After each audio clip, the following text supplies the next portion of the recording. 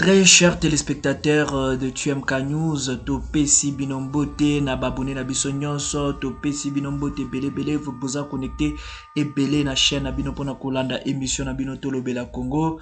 Biso tozo likanisi ya ko défendre mboka na biso pe kolobela manso makoleka na kati ya mboka na biso.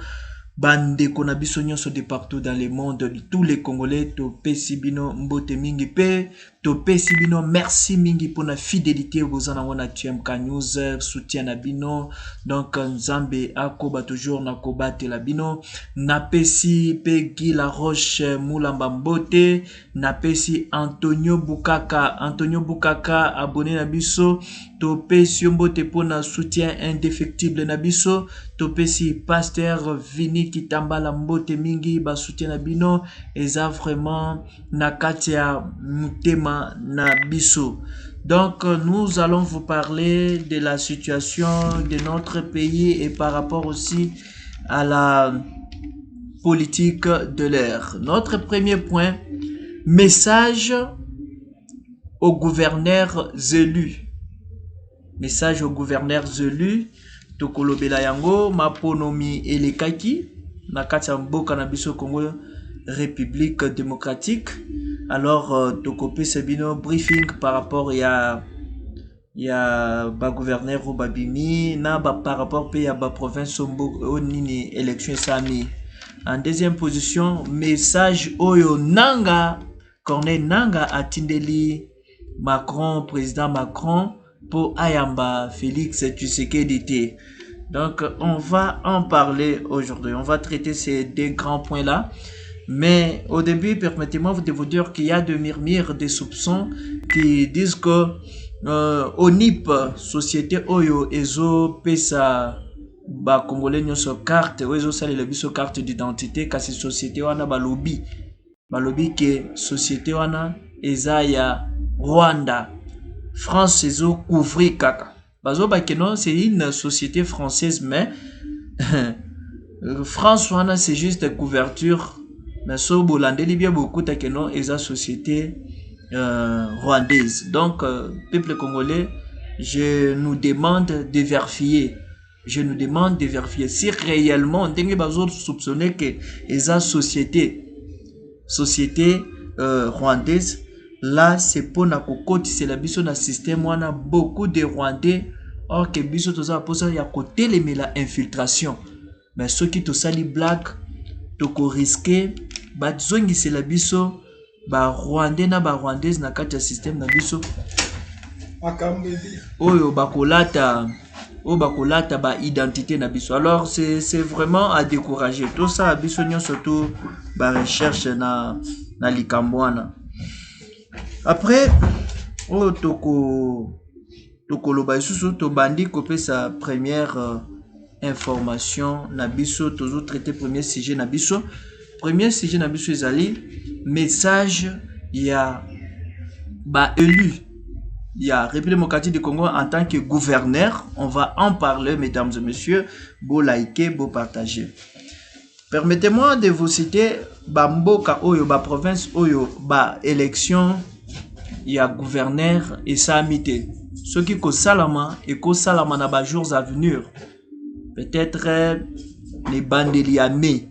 Mais pour l'instant, permettez-moi de vous dire. Tozana province ya Équateur, province ya Kwilu, province ya Nord Kivu, province ya Mai-Ndombe, province ya Ituri, province ya Nord Ubangi, kuna maponomi ya ba gouverneur et salami nanute.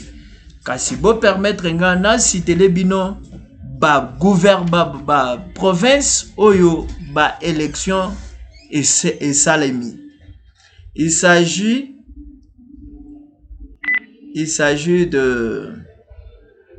du Congo central.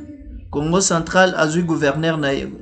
Congo central a eu gouverneur naye Grâce Bilolo. Grâce Bilolo yende mutabimi gouverneur na Congo central. Tozana Kinshasa. Kinshasa tozana Daniel Bumba ye mutabimi gouverneur ya Kinshasa. Toke na Kwango. Na Kwango mutabimi gouverneur eza Willy Bitusila. Toke na Lualaba. Lualaba toana Mama Fifi Masuka Yende Abimi gouverneur. Donc candidat à sa propre succession. Toke na Okatanga. Tozana Kiabula, donc candidat à sa propre succession. Tokena Lomami, Kalombo Musoko, Tokena O Uwele, Jean Bakolito, Tokena Sid Ubangi, Pasteur Michel Mobonga Lobo, Tokena Chopo, Paulin Lendongoria, Tokena na Kasai, au chef lié na Chikapa, Christian Mukendi, Tokena Kasai Central, Joseph Moïse Kumbulu, Tokena Kasai Oriental, Jean-Paul Mbwemba, Toke na Manyema, Toana Moïse Moussa, Tokena Tanganyika, Christian Kutungwa, Tokena Tiapo, Arma Liamba, Tokena Sankuru, Victoria Kitenge, Tokena Bawele, Mike Mukini, Tokena na Olomami, Armand Banza. Ça, ezaba gouverneur, Oyo Babimi, par rapport à l'élection, Oyo Utaki Koleka, le 29.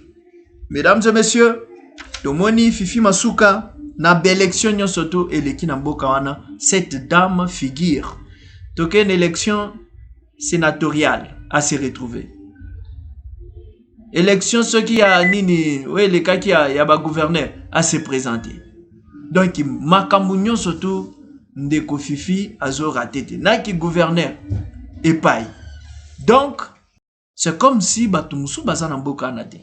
Et puis, après avoir Kobimaboye, à Kotia, famille naye, ainsi de suite. Donc, Mboka wana, il faut tous la discipline. Et puis, il faut pétoper sa moutounion sa chance. Ceux qui tozo sa la bongote, tozo kende na komi boma, bisomoko. Admettons, moutoumoko wana, azo s'embrasser na makambo ebele mbala moko. Ça, c'est la tyrannie. Fotobo, il y a ba usurpation, il y a ba poste, usurpation, il y a pouvoir. Nde ezo komisa biso très chargé, très surchargé. Il y a des gens qui sont bien compétents. Tant na compétence, mais puisque on s'embrasser dans ma cambouébélé, on commis qu'on s'embrouiller, tu ne sais même pas quoi faire. Donc, tout ce qui est politique, wana. Ba Congolais est belé au bazo luka misala baza. Ba Congolais belé au baza na compétence bazali. Et bongi topé sa bangope, donc chance y a qu'au travailler. Donc, c'est un peu ça. Nous allons parler encore na sujet où etali Monsieur Nanga. Corneille Nanga a sali fiasco ebele par rapport à initiative naye oyo aponi ya komema manduki contre mboka naye République démocratique du Congo. Batu nyon surtout o asiliko recruter entre autres ba Henri Magie na mususu wana kombo naye Yannick Tiswanka, ainsi de suite. Par rapport, il y a un salaire au Baïbisaki Bango, ces gens, bazo mona sous clarté, na ba deal na bango. Alors, comme Lukata Bazonga, passeport na ba confisqué. Il leur avait confisqué le passeport. Moi, Bazonga sous les athées, bazo conscientiser bango kaka. Pour dire que, avant de décider, avant de faire quelque chose, il faut bien réfléchir. Il faut bien réfléchir. Comme déjà na mise en tente kuna. Pour dire que nous n'anga kutu, batu nyon surtout à recruter et belé batu nae stratégique. Baza déjà aux arrêts. Ba misous bazo regretter déjà d'avoir adhéré na nini conglomération ya ba malfaiteurs. Peuple congolais, biso batututikali, nous devons faire attention. Nous devons réfléchir notre tête. Au lieu d'adhérer et puis après au bandit qu'on regrette, ce n'est pas bien. Ce n'est pas bien. Tant on a moutou na yo, et ça on a conscience. va proposer le Komoro boy. Il faut aller dans envergure, il y a le Congo. Est-ce que éco disqualifier yo topé éco qualifier. Donc il faut toujours se poser beaucoup de questions avant de faire quelque chose oyo éco qui coûter vie na yo, parce que ce gens là o ba trahir mboka na biso wana baza isu na bomo imula ite, parce que une fois bakangi bino boye ba déjà ke boza na danger, parce que ba kongomani ba kokufa na este mboka insécurité leki. Pendant que nous cherchons même à pallier, pendant que nous cherchons à finir avec ça, vous vous amplifiez, vous allumez encore le fait. Il y a moins de place, problème et kozwabino. Donc, bo tika nanga, bo tika yete, boza déjà ba malheureux. Partout ba kokanga bino, bozo mérité peine de mort. On ne peut pas se tromper. On ne peut pas aussi se voiler la face. On doit être clair. Vous qui avez choisi le chemin de Nanga, sachez-le très bien que vous avez mis votre vie en danger. Mesdames et messieurs, tous abonnez massivement sur TUMK News. Weza chaîne abino, we meme la rabino basango ya kitoko, basango malamu, oyo efongo la kabiso bongo, oyo epesa kabiso éveil patriotique, oyo epesa kabiso pe bolingo ya mboka, l'amour patriotique. C'est le patriotisme qui règne en nous. Biso tozana tenter ya ko soutenir ba individu. Nous c'est la patrie, nous c'est le Congo qui nous intéresse.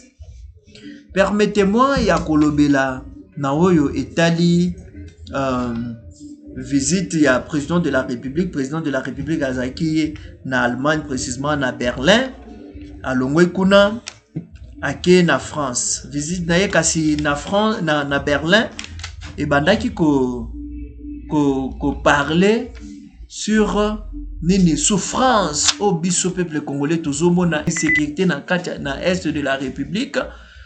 Sanction et yakate balma bazo condamné yango, ils nous ont toujours soutenu, ba soutenir katobo ite.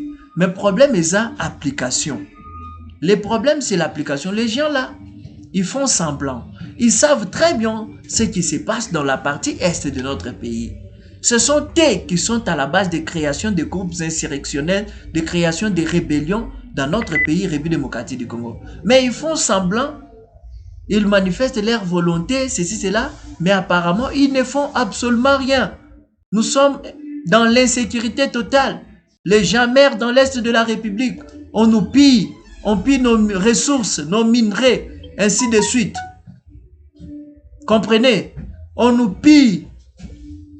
Les biens qui appartiennent aux Congolais sont emportés par les voleurs, les bandits, fabriqués par les Nations Unies, fabriquées par l'Union Européenne. Donc, ezope sabiso pasi makasi. Makambwana ezope sabiso pena pasi makasi. Allemagne a lobby que non, azo soutenir biso, mais a condamné parce que toyoka ki lotundu la ndenge abeta ki c'était. Oui, c'est bien boye na boye même tozana posa il y a application. Pour tout le monde a que makambo eza clair, tout le monde a pe que bozo ni mape que bozo soutenir biso. Mais ceux qui ont besoin de parce que s'il faut normalement sanctionner, il faut sanctionner Kagame. Mais pourquoi ni bazo sanctionner Kagame? Pourquoi ni bazo sanctionner Kagame? Nanga zoloba. Nanga Corneille Nanga expose tous les péchés de Félix et lui demande de ne plus le recevoir. Donc il demande à Macron, il a adressé à Macron une lettre disant que Félix Tshisekedi a tué, les mains sales, il a le sang, ceci, cela. Entre Félix Tshisekedi et M. Nanga, qui tue? Qui a créé un groupe insurrectionnel contre son pays? Qui est en train de tuer? Qu'est-ce que Félix Tshisekedi a fait? Qui est celui-là que Félix Tshisekedi a déjà tué dans son actif? Personne. Mais par contre, c'est Nanga qui a créé une rébellion contre son propre pays et il accuse Félix Tshisekedi auprès de M. Macron. Il est en train d'intoxiquer Macron. Est-ce que Félix Tshisekedi a demandé, a sollicité l'audience avec Macron ou bien c'est Macron qui lui a appelé? Macron de mutu abengisi Félix Tshisekedi na France. Tshisekedi a kekaraboyete a sollicité audience wanate. C'est Macron qui lui a appelé et puis accueilli. Azo défendre Mboka, akesa la musala. Et c'est important son voyage. Bisogno surtout aux qui contre voyage, mais lui-même a voulu aller. Alors, Ayebio Azo Sala, Azo Bundela Mboka. Par rapport à la géopolitique, le président de la République doit défendre aussi la République démocratique du Congo. Nanga qui a tué les gens. Tous les jours, Nanga est en train de tuer les gens. Akobo Mabato. Ala kisabiso bato o ndeko Tshisekedi se abomi. Akozala incapable ya kolakisa bango. Nde yango peuple congolais tolongwa na ba distraction wana. Nanga azana notion ya kopesa ba kongomani te. Nanga azana conseil mon côté akoki kopesa biso. Parce que to moni tango ba botoli ba kari minye na ye epesi kanda makasi ya kosala nini ya kosimba manduki. Nani azaki président ya CENI ya kala ya 2018, n'est-ce pas Nanga? Félix Tshisekedi abimaki une élection na ye moko. Alors, ceux qui peut osa président ya kala ya CENI, il faut ça la buzoba. Peuple congolais, to tirer attention na ba message ya bato mususu o baza dignité ya kopesa biso ba message. Nanga a déjà perdu, il a déjà échoué. Combat na ye eza non judiciaire. Combat na ye eza na mutu ya mokote, combat na ye ezali ya ba frustré, ba insatisfait. Yali ya batu moko boye o mérité loko moko te kasi oza na posa kaka ozala kaka na nini na poste moko bo songolo pakala. Minéré carré minier o ekoki kotombola économie ya mboka nde oza posa ba pesa yo moko tango ba botoli yango osiliki oleli. Eza bien te, ba kongomani nyonso, to tirer attention, to evitaka biloko ya lolenge oyo. Félix Tshisekedi en France. Bo permettre ngana tangela bino discours ya mokonzi mboka na France pona yo ki ekweyo na ba internaute bako pesa ba fake news bako loba ete Tshisekedi azana posa aibisa Kagame en personne qui est hasard criminel, donc incompréhension totale. Je vais vous lire ce que le président de la République a prononcé comme discours, s'il faut le dire. Là, c'est Félix Tshisekedi. J'ai toujours dit que je ne rencontrerai jamais le M23. Je ne rencontrerai jamais le M23, car ce n'est qu'une coquille vide fabriquée pour justifier l'agression contre la RDC. Je répète, j'ai toujours dit que je ne rencontrerai jamais le M23, car ce n'est qu'une coquille vide fabriquée pour justifier l'agression contre la RDC. Le véritable agresseur, c'est Kagame. Je veux le rencontrer pas pour les supplier ou négocier quoi que ce soit avec lui, mais c'est pour lui demander et pour lui dire clairement dans les yeux, face à face, que c'est un criminel, que ça suffit maintenant. Félix Tshisekedi, Aza Mukolo, pe Aza stratège, il est plus sage. Alobi na Macron boye. Nga soki kokutana na M23, na boya, na loba, na lapanda, ike na koki jamais ko négocier, tope kokutana na ba M23. Mais, vrai agresseur, il y a M23, il y a RDC ezali Kagame yemoko pende mutu asala yango. Asala M23 wana pona ko justifier agression na ye contre mboka na biso. M23 esalama par Kagame na batu wana ba impérialiste wana. Basala ngo pona nini? Basala ngo po ba agresaka epesa bango ndingisa ya kosala nini ya koagresaka biso koagresaka mboka na biso ya monene République démocratique du Congo. Bozo comprendre baïke. Il faut te comprendre, il faut tout ça la part des choses. Alors, alobi, akokuta nana yete po ba dialoguer, akokuta nana yete po na kosenga ye bolimbisi, o Paul Kagame limbisa biso, akokuta nana yete neti na position de faiblesse, kasi soki kokuta nana ye, akoyebisa ye ke Paul Kagame, tu es tueur, tu es sanguinaire, tu es criminel, tu es rebelle, tu es agresseur de la RDC, tu es grand criminel et ça doit suffire. Et ça doit suffire maintenant. Et ça suffit maintenant et sili.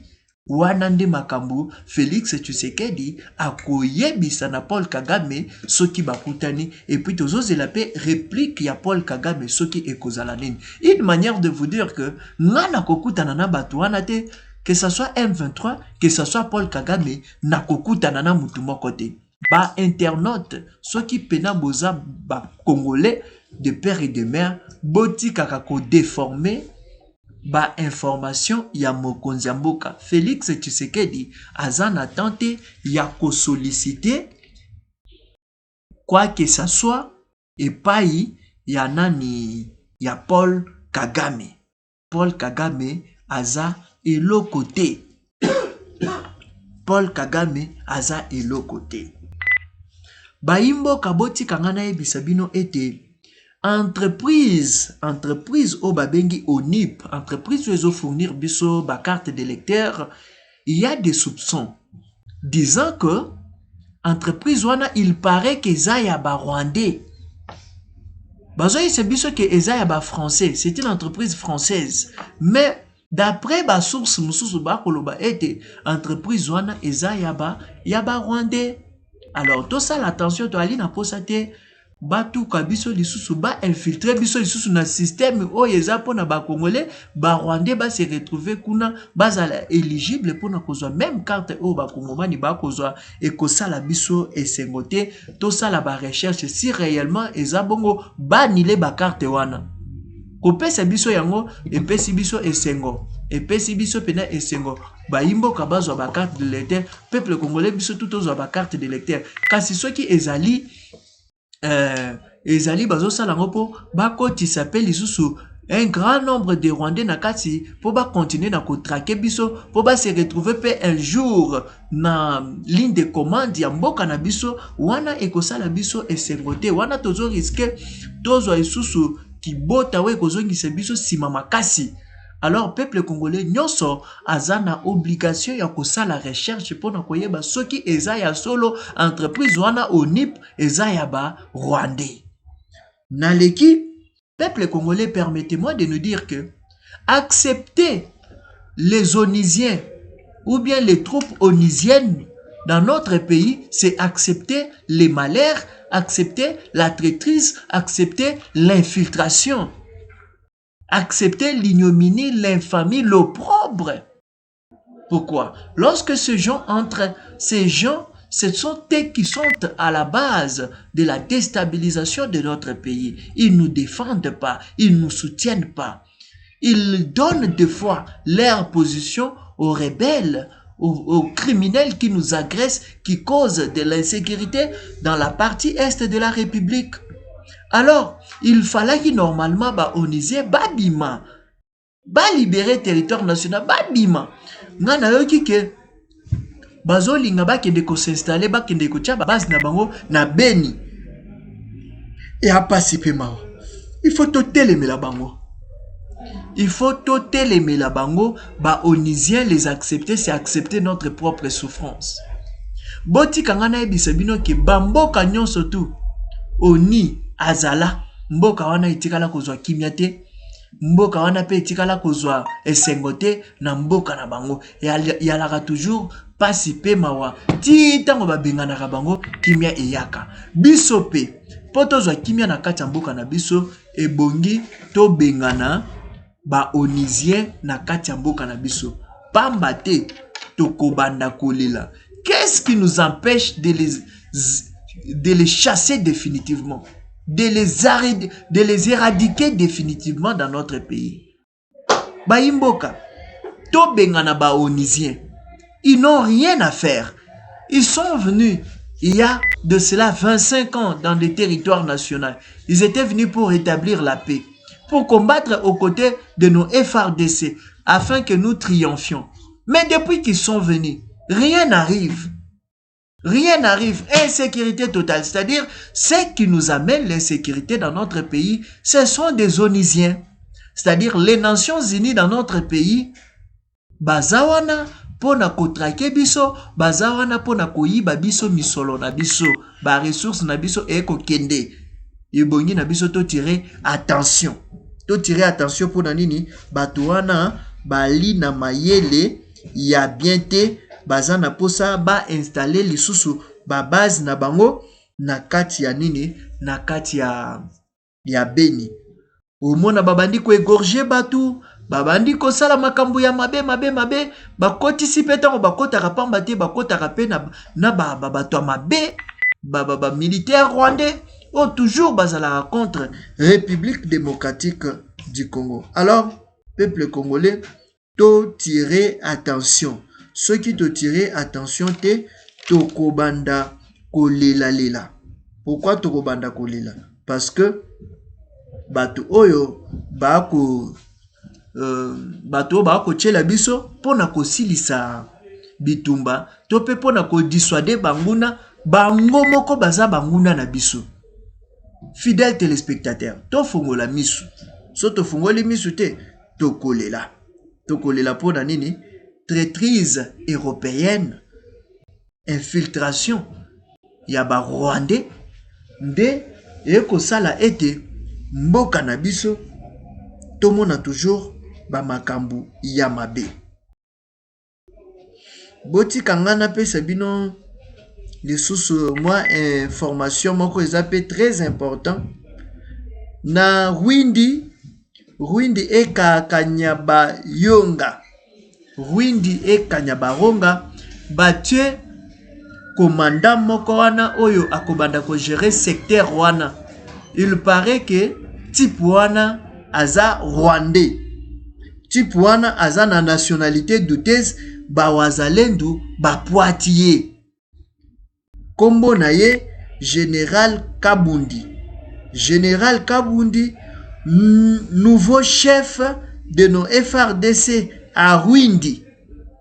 Ye mutu akobanda ko gérer donc ba militaire nyon surtout ya secteur wana ya Rwindi, maïnion surtout etali ba plan militaire et autres. Donc ekozala na maboko na ye, c'est lui qui va commander. Alors il se peut que ce monsieur serait rwandais. Serait rwandais yango moni ba wazalendo na biso ba senga ki na mokonzi mboka avant à signer nomination, il y a militaire moko songolo pakala na ba commande to pe na ligne de commande na ba responsabilité moko boya makasi et bongi atuna kape peuple ya nzinga ou bien atuna bango. C'est logique, bango bazalaka na côté wana baza ba natif akuna ba yebi bambuma malamu pe bambuma ya mabe. Tango bonobe mutu moko boye aza mabe, bango baza au courant. Bango baza au courant ba ko relayer le quoi pe ba relayer ba Poitiers et bongi gouvernement na biso azwa ba disposition mususu ba disposition ya sika. Pamba te ekozala pasi mingi. Na lobi pamba te ekozala pasi mingi. Toko banda kozala soto ngito gagner bitumba boye, soto ngito longa mutu moko boye ya zongisi biso sima. Infiltration eza na degré moko boye ya osakana te. So totali Ndeko Kabila avant alongwa atika bokonzi. Ndeko Kabila anomaki ba généraux à tous les niveaux. Bazaki ba Rwandais na ba Rwandais pour ba protéger etango kobima. Alors, il faut renseignement na biso service d'intelligence na biso et ça la musala nango pona ko tia bango hors d'état de nuire. Donc c'est très important cet élément là. Ba wazalendo bazawana pona ko bundela mboka na bango. Alors s'il y a encore des généraux traîtres au bazozo ba nomination au bazo nommé et kozala sous passe mingi po, c'est une manière de nous faire reculer en arrière. Mesdames et messieurs, nous sommes presque à la fin de notre émission na pesi bino mbote et puis nazo salela bino kaka récapitulation ya information na biso. Félix Tshisekedi, chef de l'État akedaki na Berlin na kati Allemagne, toujours na cadre ya musala par rapport à makambo oyo ekoleka na mboka na biso. Ba allemand pe ba s'impliquer bazo compatir na biso longo balobi que non bazo condamner makambo wana oyo ekoleka kuna, il déplore mais toza na posa ba condamner. Nanga atindaki lettre na Macron koloba ete Tshisekedi aza mobomi, ainsi de suite. Macron ayamba yete. Mais Macron ayambi Félix Tshisekedi. C'est pas Félix Tshisekedi qui avait demandé de rencontrer Macron. Wana il faut toye bayango. Et puis Félix Tshisekedi quintessence tope mutu ya visite na ye na France. Et alaki alobaki clairement na Emmanuel Macron. Ayebi bato wana ki baza bato mabe. Alobi clairement que ye ako négocier, alobaki ako négocier jamais na M23. Kasi fa kutana na ye moko chef na bango grand agresseur Paul Kagame koyebisa yete wali agresseur ozali criminel. Kasi makambo wana ekomi na suka. C'est la réponse que le chef de l'État Félix Antoine Tshisekedi Tshilombo réserve s'il rencontre Macron. Donc c'est un peu ça. Balobi na biso ete ONIP entreprise ezopesa peuple congolais carte d'électeur Bazaba rwandais. C'est une entreprise rwandaise. Alors balatika kakazaka ya France. Biso boko baimbo ke photo ça la recherche poto yeba soki makambo wana eza bongo bato wana bazaba nani bazaba rwandais soki to découvrir vérité nde to ko telemela bango pe to panzi misala na bango wana nyonso. Tout ça ce n'est pas l'ère de l'infiltration, ça c'est l'ère de chasser donc ba traître nyonso to pe ba infiltrer au bazana kati na biso o tozana bango elongo kasi to yeba bango te. Recensement oyo tope enregistrement oyo eko permettre biso to koyeba nani aza congolais nani pe aza congolais te. Kasi so to moni ke yiki ke koti na kati infiltration koti na kati il faut to annuler nyonso. Donc yango wana nde to bombela ki bino lokola basango mboka na biso congolais congolaises. Nous avons tous l'obligation de défendre notre pays, de soutenir notre pays. Il est temps de nous réconcilier, il est temps d'avoir des bons discours, c'est très important. Ngawabino de Best Moulamba, nous sommes arrivés à la fin de notre émission Nzamba Lola à Pambolabino. Merci Nadenge Bolandi, bisous début jusqu'à la fin. Tokutadi Balasima. Bye bye.